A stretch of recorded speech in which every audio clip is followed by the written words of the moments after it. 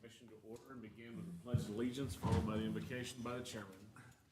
I pledge allegiance to the flag of the United States of America and to the republic for which it stands, one nation, under God, indivisible, with liberty and justice for all. God, as we gather today, be with us, help, guide, and direct us to make good decisions for all the citizens and taxpayers of Finney County. We ask for your blessing on this, our community, and send bountiful moisture if it be your will. And finally, thanks for all the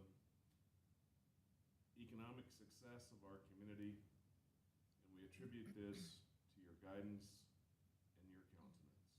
In your name we pray. Amen.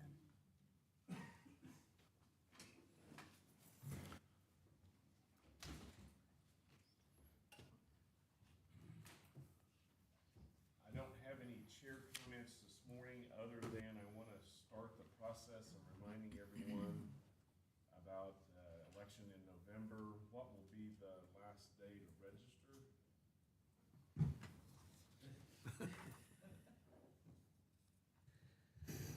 I believe it would be around October 15th, Okay. or Well, September. for all those who are not yet registered to vote in November elections, stay tuned and stay informed with the clerk's office and meet those deadlines so that your voice can be heard on this important election. We have some city offices and school board, as well as next session we'll be passing a resolution for a half-cent sales tax. Commissioners, that brings us to the consent agenda. So moved, Mr. Chairman. Second.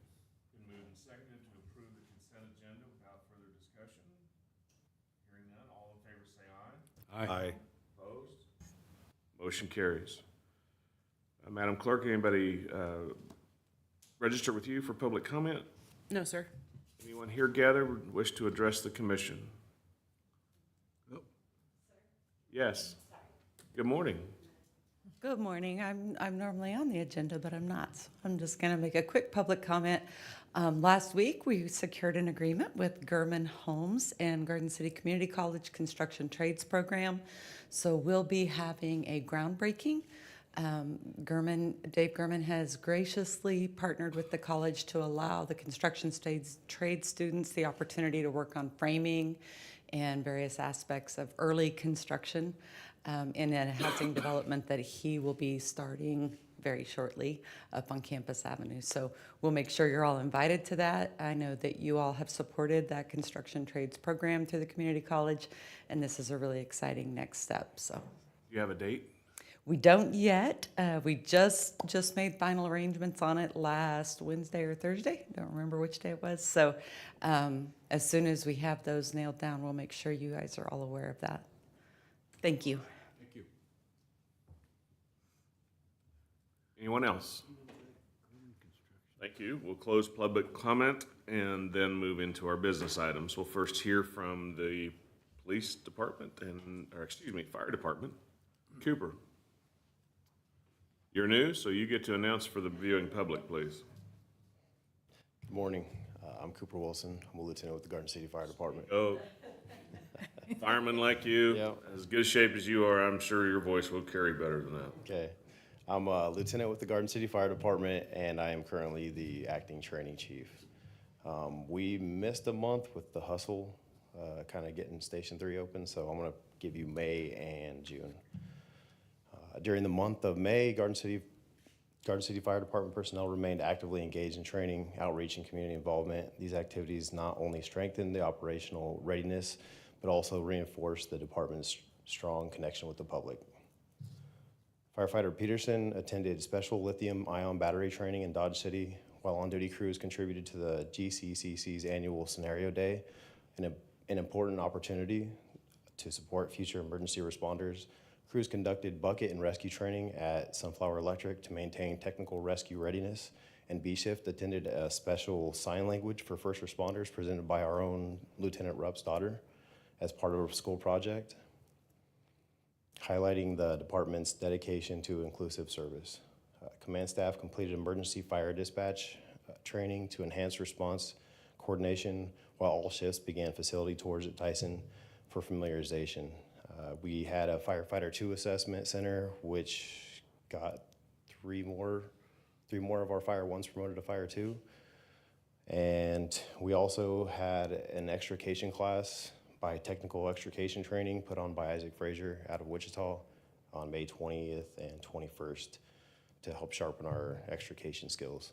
Personnel also supported multiple station tours and spray days as school wrapped up around the academic year. In addition to these efforts, all GCFD staff contributed to an all-hands-on-deck approach at Station 3 as it neared completion, from coordinating logistics to preparing the space for operations. Team members played a vital role in ensuring the new station would be ready to serve the community efficiently and effectively after the grand opening. And I'll just move right into June unless you have any questions about May. Questions, commissioners? Is Station 3 now fully operational? It is. We are still awaiting a few of our apparatus that are in production in Wisconsin right now, but we have our backup engine there, and we are using Ladder 2 out of Station 2 right now. And we have a new tender as well, so we are fully Each operational. station, your brush trucks. We have one at each station right now. We have 2 at Station 1. The 2 bigger Skeeter trucks, one is at Station 1 and one is at 3. And then we have our older style, with the skid units on them at Station 1 and 2 as well. All right, anything else? Thank you very much. Yep. Okay, I'll move right into June if that's all right. Please. Okay. The department also continued the shift-wide tour, Tyson facility tours, allowing personnel to become more familiar with the layout, operations, and potential hazards of the community's major industrial partners. The walkthroughs enhance firefighter safety and response planning in the event of an emergency. Additionally, station crews hosted multiple fire station tours for the local youth programs and summer school groups, helping educate the next generation of fire safety and role of first responders. One of the most significant efforts during June was the final push towards completion of Station 3, as we talked about. With the grand opening date fast approaching, staff worked diligently, and the crews were there every day. If you look on our numbers, you'll see that the training hours were a bit down in June. We had all 3 crews there every single day trying to help get it hurried open. So that would be the dip in the training hours you see for that month. So overall, June was a productive month marked by continued growth, preparation, and community involvement. Any questions about June? I do not have any. When you're doing these like tours of Tyson and familiar facilities, how about DFA and empirical? We do those as well. We've only, I think, done one so far at Empirical, right as it was beginning to open, but every year we have like kind of a rotation that we go through of each place. All right, thank you. All right, thank you. Next up on the agenda to hear from the administrator regarding Resolution 19-2025. Good morning, Commissioners. Gary Meager, Interim County Administrator. Finney County contracted with Integrated Consulting Engineers to conduct a study of the heating and cooling system, or we call it VRF system, in the administration, county attorney building, courthouse, and library. After the results of the study to the commission, presenting the results of the study to the commission, the Integrated Consulting Engineers was contracted to design improvements that are necessary to extend the life of the systems, improve their efficiencies and reliability. After completing the design work, there was a public notice published requesting bids to be due on July 10th, 2025. On July 10th, 2025, Finney County received bids from 4 contractors to do the work specified in the design documents that were produced by ICE. And this resolution, 19-2025, authorizes Finney County to make the improvements to the heating and cooling systems of 4 buildings and enter a lease agreement to finance the acquisition, equipping, and installation of the improvements. So This resolution authorizes us to proceed with the project. And this, we would fund the improvements through a lease purchase agreement. So at this time, you're authorizing us to go forward with the project, and for our financial advisor to make contact with financial institutions regarding the lease purchase arrangement and get that together. We'll come back on August 18th with that information, and you can authorize then the lease purchase arrangement. It also authorizes the chairman to sign the documents necessary to proceed with those that financing.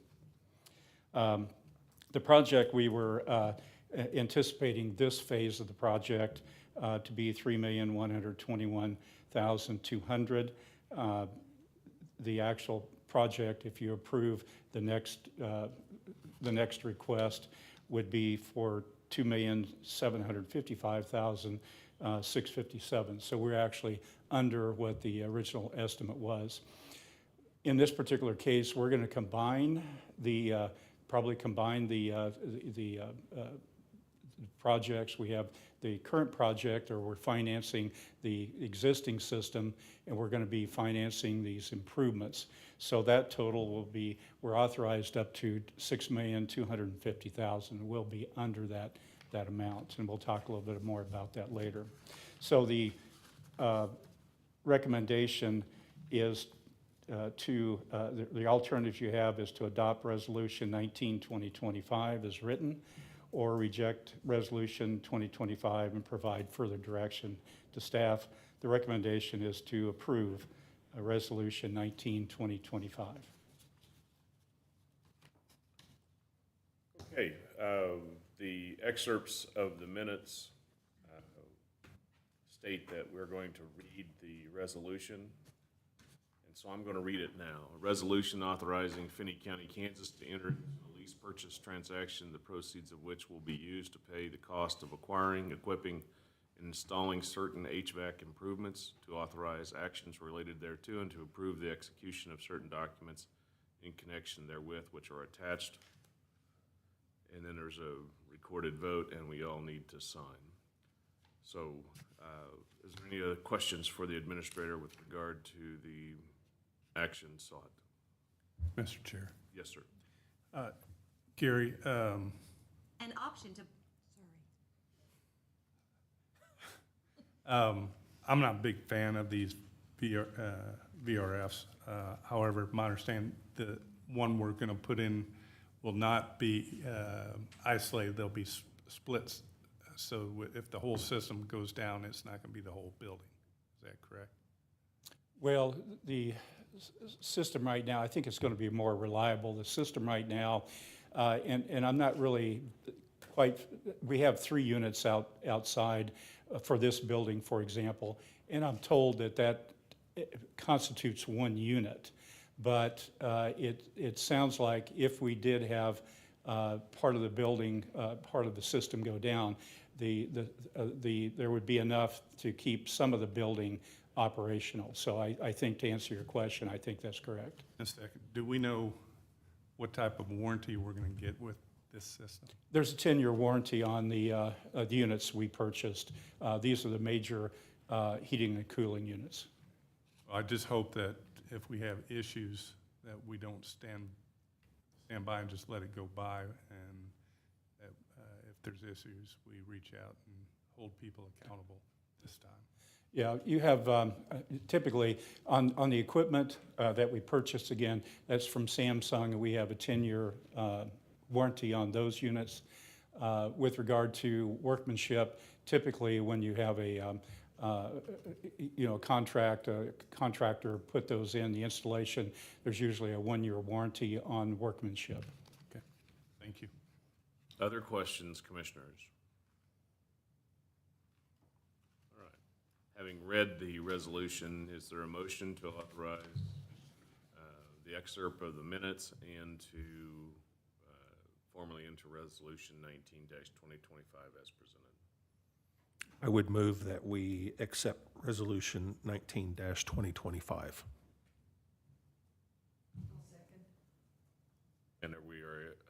approving the excerpt of the minutes Yes. with the second? Yes.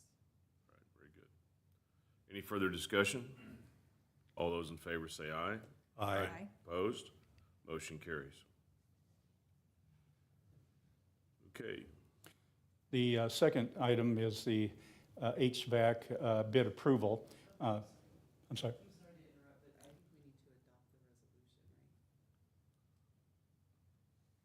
right? well, I thought we did in our motion, but let's go ahead and make a separate specific motion adopting Resolution 19-2025. And we'll do a roll call vote on this. Is there a motion to approve Resolution 19-2025? I'll move that we adopt Resolution 19-2025. Second. Been moved and seconded. And we'll do a roll call vote, left to right. Commissioner Utes? Aye. Commissioner Basque? Aye. Commissioner Schultz? Aye. Commissioner Gurman? Aye. Commissioner Jones? Aye. Motion carries. Thank you, Madam Clerk. Next, Okay. Regarding the HVAC bid approval, Finney County contractor with Integrated Consulting Engineers to conduct a study of the heating and cooling systems of the administration building, county courthouse, and the county attorney building and the library. After presenting the results of the study to the commission, ICE was contracted to design improvements that are necessary to extend the life of the systems. On April 7th, the Board of County Commissioners approved a contract with ICE, Integrated Consulting Engineers, to design heating and cooling improvements to the buildings. The design was completed and made available to the public. A pre-bid meeting was held on July 2nd for potential bidders to ask questions regarding the project. On July 10th, the sealed bids were opened and reviewed by representatives of ICE. And if you'll go back to the bid tabs, this project was divided into two parts, two projects. One project, Project A, involves the administration building and the library building. And the low bid from, on that particular project came from Tatro Plumbing for $817,957. And there's a bid tab that shows the amounts that the we had four bidders bid on this particular project, or this part of the project. On the second part of the project, Project B, or Part B, we had two bidders bid on that project. And the low bid came from Integrated Consulting Engineers for $1,425,700. So the alternatives you have are to, Now, what did you say Project B was for? Project B would be the courthouse and for the county attorney building. Okay. And sorry, I didn't mention it. Either that or I wasn't listening closely. No, I don't think I just failed to mention that. So the alternatives are to accept a bid from Tatro Plumbing in the amount of $817,957 for the Project A, which is the administration building and library of the VRF system improvement, and authorize the chairman to sign. To accept a bid from Central Consolidated Incorporated in the amount of $1,425,700 for Project B, which is the courthouse and the county attorney office of the VRF system improvement project, and authorize the chairman to sign, or to reject one or both bids that were received and provide staff with additional directions. Both these bids have been, or all the bids actually, have been reviewed by the engineers. They found that they are sufficient, and they recommend proceeding with the low bids. questions for the administrator, sir? Got one. Yeah. On Project A, every bidder except one listed a general contractor. Well, if you That notice, means they're doing, I don't understand. well, what they're doing in the case of consolidated, central consolidated, they're subbing out the general contracting. So the categories to the right, on the right side of the page, those are subcontractors are using. So there were several different building activities, electrical, controls, et cetera. And what that shows is they're identifying subcontractors they're going to use for those particular items. If they don't have a subcontractor listed, that means that the contractor is going to handle that particular portion of it.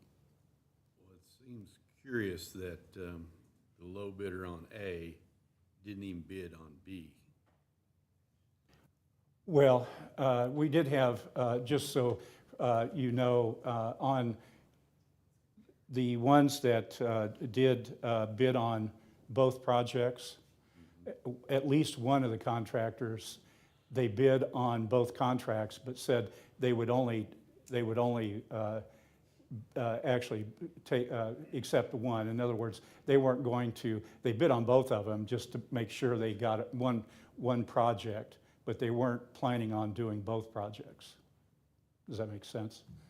But they bid on both of them just so that they had an opportunity to do a project, since it was divided out. But they weren't able to do actually both parts. Any other questions? Mr. Chair. Sir. Just for clarification, Gary, on the memo from ICE regarding, is references Finney County VRF renovation project B, but then down there in the body of the letter it says base bid project A. Just for knowledge of the board and edification, can you explain what happened? Yeah, that's a clerical error. I think as the engineers from Integrated Consulting Engineers put this together, they did some copy and paste, and when they put that in, they forgot to change that from, so it does say on project B that on the base bid, it refers to A, but if you go back and look at the bid tabs, it is for project B. So, yeah, thank you for pointing that out. So just for clarification, Okay.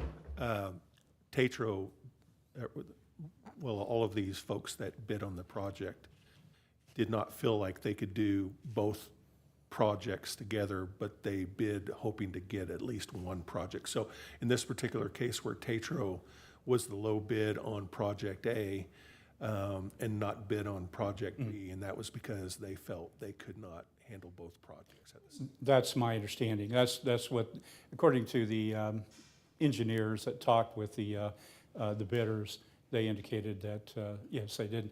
And the engineers told us early on that unless it was a large contractor, they probably wouldn't want to take on both projects because we have a very short window of time.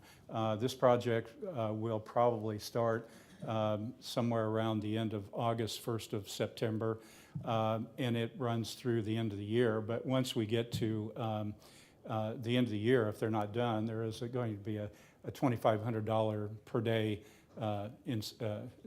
liquidated damages clause in the contract. So it puts a lot of pressure. And the reason we did that is because, as I mentioned early, I think last meeting, that there'll be times when parts of all the buildings will be down for maybe up to a month without any heating and air conditioning. And so we want to make sure we get it done as soon as we can. So if we get into January, February, we get what we normally think is our coldest weather.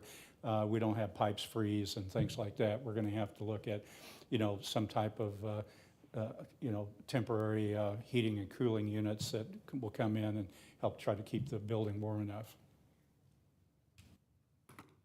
Any other questions? I think from my perspective, we all know, and anybody who's been in our library, courthouse, this building, county attorney's office knows that this is an emergency situation. This is not where we have had years to deliberate what to do. We're in a situation where the courthouse has been unusable and the court has managed to conduct and do its business by moving things around. And the library has been closed on multiple occasions. This office, and of course the law enforcement center, had separate, unrelated issues with it being really hot and having closures. It's, in my opinion, it's our responsibility to provide adequate place for people to work. And I think that under the circumstances presented, we should be accepting these bids and moving on. Those are my comments. Anything else, commissioners? All right. I would like to make a motion that we accept alternative 1 and alternative 2. Okay. I'll second. All right, it's been moved and seconded to approve alternative 1 and 2, those being the bids from Tetro and from Consolidated in the amounts set forth in the presentation today. Is there any further comment? All those in favor say aye. Aye. Opposed? Motion carries. Thank you. Last thing on our business agenda is to hear from the clerk or from Gary about the creation of a communications position. I'll speak first, and if you have any questions, Gary and I have worked together on this. So the board is asked to consider today, and by the way, I'm Dory Munyon, County Clerk. The board is asked to consider authorizing the creation of a position to support communications and engagement related to Finney County. The role will be an entry-level position and is expected to centralize our efforts to provide clear, consistent, and proactive communication to residents, partners, and employees.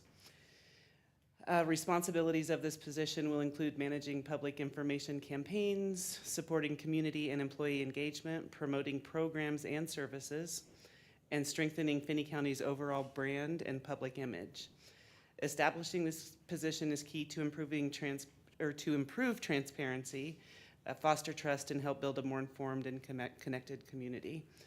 The position currently exists in the 2026 proposed budget. However, we would like to hire it now using remaining intern funds within the county clerk budget. Establishing the communications position now will allow us to build on the successes that we've seen where we have a current half-time employee working on some of those initiatives. So your alternatives today are to authorize the creation of the communications and engagement position in the 2025 budget to be funded from the county clerk, or to decline to authorize the creation of this position now and wait until 2026. Of course, in speaking with Gary, we recommend that you authorize the creation of it now to be funded from the county clerk's budget. And it'll be funded using remaining intern funds that we're not gonna hire another intern with so few elections this year, so. All right, I do have a couple of questions. Certainly. In the 2026 budget that we proposed, is this position a full-time position in the clerk's office? Yes, sir. And when we hire a new administrator, we'll see whether the new administrator wants to keep it in your office or whether it's... That's correct. That's correct. Is that gonna be a problem for you, Dory? Not at all. Well, I want to have some flexibility for the new administrator to have a public information type officer as the new administrator might determine. Last question for you, Gary, on cash basis law, do we have adequate funds to support the position this year? Yes, sir. Our auditors will be so proud of us. All right. Any other questions for the clerk? I have a question. Go. Are you going to take applications for that position? I know we have Yes. somebody kind of handling it now. but- Yeah, we do have somebody handling it now. just in speaking with Gary and with Kelly, we think it's appropriate to advertise that position, take applications. I've already spoken to Gary. It'll be he and I conducting the interviews. Great. Thank you so much for doing this. You're welcome. Been a Any lot other of fun. questions for the clerk? Just a comment, Sure. Mr. Chair. Dory, I'd like to commend you for willingness to take this out of your intern funds and try to make this happen. We've had our discussions on this and along with Gary, and we see the value in this, having this position. As we move forward with our half-cent sales tax, we even see more of a need for it. And thankfully, we've had the city, the college, and the school district come to aid us in this, and our current person handling this with those PIOs are doing an exceptional job. So thank you. You're welcome. It was greatly needed, so. I just have a comment too. I would hope that once we get this position filled, that this person would, something that I have discussed in previous meetings, I believe that information is vital and key to our community. And one of the things that I've talked about before is having some type of a sign out in front of this building that communicates to passersby that the building's open or closed, or whatever type of information that maybe this person can work with administration to bring in front of us, some type of request for that type of signage. And I think you are aware what type of a sign that I'm talking about, digital or whatever information sign, but that would be something that I would be interested in seeing this person request in front of this board at a future date. Very well, we'll put that on the list. All right, any other comments? All right, is there a motion to create the communications position for 2025 utilizing current funds out of the 2025 budget to do so, noting that the position is budgeted in the proposed 2026 budget? Mr. Chair, I move that we authorize the creation of the communications and engagement position in 2025 to be funded from the county clerk budget. Very good. Second? I'll second. It's been moved and seconded to approve the creation of the communications positions presently and use the current 2025 allocation funds complying with the budget and cash basis laws as espoused by our administrator and recommended by the clerk. Any further discussion? All those in favor say aye. Aye. Opposed? Motion carries. Thank you. Thank you. Brings us to our development update. Please announce for the viewing public. Good morning, Chairman and Commissioners. Mackenzie Phillips, Development and Administrative Coordinator. I don't have that many updates for you this morning. I just wanted to let you know that the transition is going well with us. Now over the planning and zoning within the unincorporated area of the county, you also will be getting several plats coming before you here soon, including one off of Old 83 that is 5 new residential lots. So, any questions for me? I don't have any. Commissioners? All right, thank you. Okay. Thank you.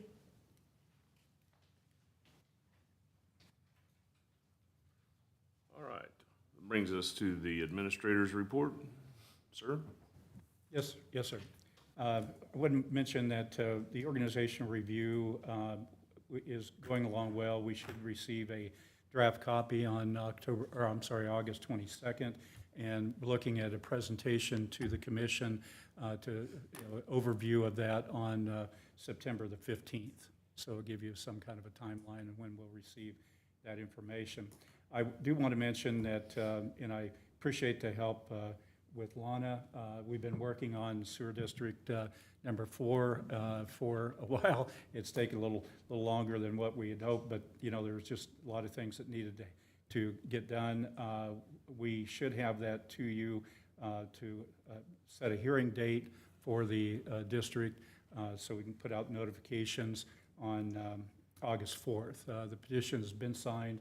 We have around 70% of the people or the property owners that have signed the petition. So we'll have that ready for you on the 4th to review and set a date for a hearing.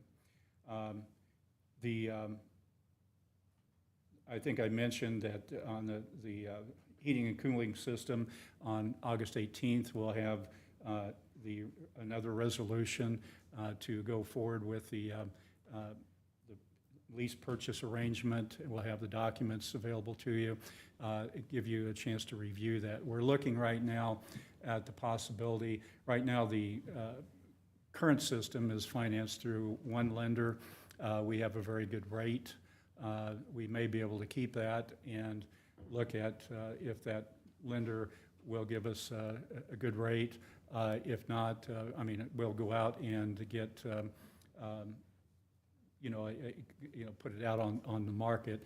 We have to have one lender because otherwise we'd have someone with a primary position and someone with a secondary, which probably would not interest a lot of lenders. But we'll be looking at that and taking the recommendation of our finance administrator on that.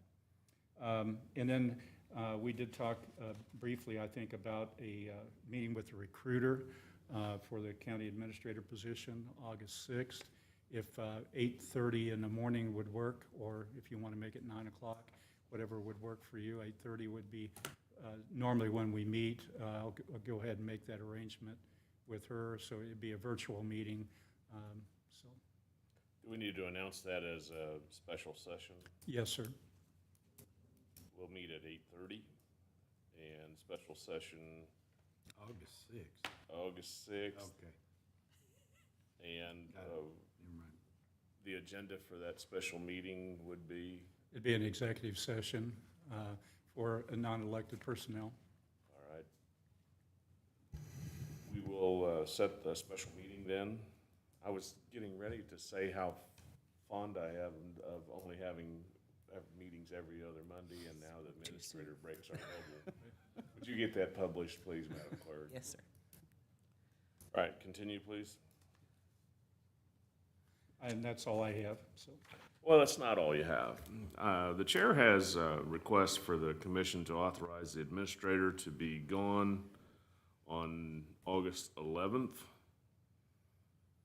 and August 28th and 29th in recognition that his contract doesn't have for paid time off, and he's been with us for 6 months and has agreed to extend his contract to work with us until we get a new administrator. And I would like the commission by consensus or by vote to approve that the administrator have August 11th, 28th, and 29th off in recognition of his really good work for us. So moved. Second. Moved and seconded to give the days off to the administrator on those days. Is there any further discussion? Gary, do you need any other time off? Right now, I'm okay. I think that. I think you need to know how much these 5 people, and I hope the people in our community appreciate your hard work and a steady hand on this interim basis, and also helping us move forward with finding a new administrator. We really appreciate it. Any other comments? All those in favor say aye. Aye. Opposed? Motion carries. Congratulations, sir. Thank you. It's been a pleasure to work with you. Now, it doesn't mean you don't get to come back. You have to be here back on September 2nd for our Tuesday session, without exception. We need you. All right, board governance. Madam Clerk. Nothing specific in there, although I did add the speaking engagements for the upcoming sales tax education to your packet. All right. We'll adopt that resolution on the 4th at our next session. Which brings us to commissioners' reports. We'll go left to right. Commissioner Utes? I attended 2 of the speaking engagements for the LAC sales tax. One being at the chamber breakfast, and then the other was at the city admin this past week. Both of them were very informed. Both speakers, to include the chair as well as the chief of police, did an exceptional job messaging as well as answering the questions. Commissioner Baskin? I just attended 3 of my board meetings, 2 of them, the Extension Office and the Fair Board meetings. Basically, their meetings revolved around their plans to get ready for the Finney County Fair, which is ongoing at this time. And I just want to say there's a lot of volunteers on both of those boards that work pretty much year-round, but right now they're crazy work that's going on to get the fair going, and I just want to say on behalf of Finney County Commission that I greatly appreciate their volunteer efforts to make the fair work. And then the third board meeting I attended to was just Convention and Visitors Bureau. So that's my activities. All right, Commissioner Gurman.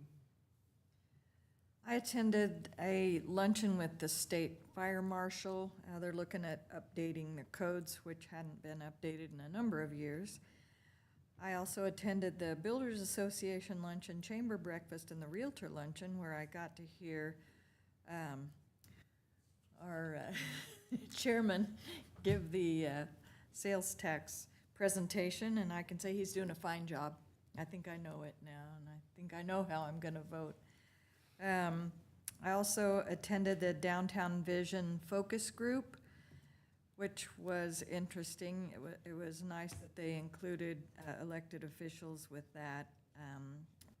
I attended Contractor Night Out at the Makerspace, and our interim administrator, Gary, was there, and I think that was actually a really nicely done presentation for us, and hopefully they'll do more things like that. I attended the Planning Commission meeting, requested a tour of the Juvenile Detention Center. I did that late last week, and that was interesting, very interesting. I had never been in the facility before, so I'm glad I had the opportunity to do that. And tonight, we are having another meeting on the homelessness discussion, so I'm looking forward to that. That's all I have. Mr. Jones. I would like to echo my fellow commissioners. I attended the chamber breakfast. I think our chairman did an outstanding job. I think his day job fails him. He needs to get on the speaking tour. Also had a Workforce One meeting. Workforce now covers almost the entire state of Kansas. The people that we work with in Finney County, other than, the major metropolitan areas. It's a large organization. And then also attended the Senior Center meeting. They've got some ambitious plans they're putting together for an expansion. I didn't hear the fundraising part of it yet, so it'll be interesting to see where they go next. But they do have some interesting ideas. They're looking for a new director. Yes, I think they are. Kelly, is that? Seems like, she's not. She's not here. I can't see around the computer screens. Okay. Well, I want to encourage you to continue your leadership on that policy group. Appreciate the kind remarks from fellow commissioners, but I think that the message has to be that these presentations are hopefully providing the information for an informed electorate to make a good decision with regard to the half-cent sales tax that'll be on the vote November 4th, which we will pass next session here and publish accordingly. The last thing that I want commissioners to think about is an email that I got from Jay Hull. It's, believe it or not, it's 6 months or 5 months before the legislative session starts. But now is the time that Jay and people with Kansas Association of Counties and the Kansas County Commissioners Association are forming their legislative policy requests for 2026. And I would ask each commissioner to develop the ideas that they would like to see our legislature do, and for us as a commission to make those recommendations which are due August 20th of 2025. In particular, it is my desire as your chair and as a taxpayer here in southwest Kansas and in Finney County that our legislature somehow find the wisdom to reduce ad valorem taxation on Kansas property after they tax us so heavily on vehicles and personal income tax, that the invasion into these, one of the single sources of county governments especially, and the college, and the school district. The city has other proprietary sources of income, but they rely heavily on an ad valorem tax, is to get the legislature out of the business of taxing our wealth on property. It would be the greatest achievement for them to see the wisdom of doing so. Last session, the legislature reduced ad valorem taxation on property in Kansas 1.5 mils. Thank you, and no thank you for taking it away from Kansas Higher Education Fund. The 1.5 mils that they did reduce came from the Higher Education Kansas Board of Regents, 1.5 mils. Well, in my opinion, that's a bad place to start cutting. We need to be investing in the future education of our regent schools in Kansas, and this interplay for political reasons of reducing their ability to have capital improvements, there being the regents and our university system, is probably not good policy. Just one person's perspective. Finally, with that, I would ask for is there a need for an executive session, Madam Counselor? Nope. And Gary, you concur? Yes. All right. So our next meeting is set for August 4th at 8:30. I understand that we'll have 2 commissioners absent, which means Commissioner Basque and Commissioner Gurman, that if we're going to have any emergencies, it can't be on the 4th. And please keep me informed if we're not going to have a quorum. We have 2 commissioners that are going to be out of town. Then we'll meet in special session on August 6th. Did I get that correct? At 8:30 a.m. for an executive session. And then the next commission meetings are as published, the 18th of August, September 2nd, which is unusual, that's a Tuesday, and then the regular time on September 15th. Any other business before the commission? Darwin, I want to thank you for being here to answer questions with regard to the tax statements that were approved. And Lana, special thanks for the work done on the sewer district. This has been an effort. I acknowledge your good efforts and hard work in getting the petitions here. We'll get the sewer districts done. That'll be a great benefit for that area of our county. Anything else? Commissioner Uch, a complimentary and usual and customary motion to adjourn. So moved, sir. Second. Been moved and seconded by the former chiefs and sheriffs and now commissioners to adjourn. Is there any further discussion? All in favor say aye. Aye. We are adjourned. Thank you.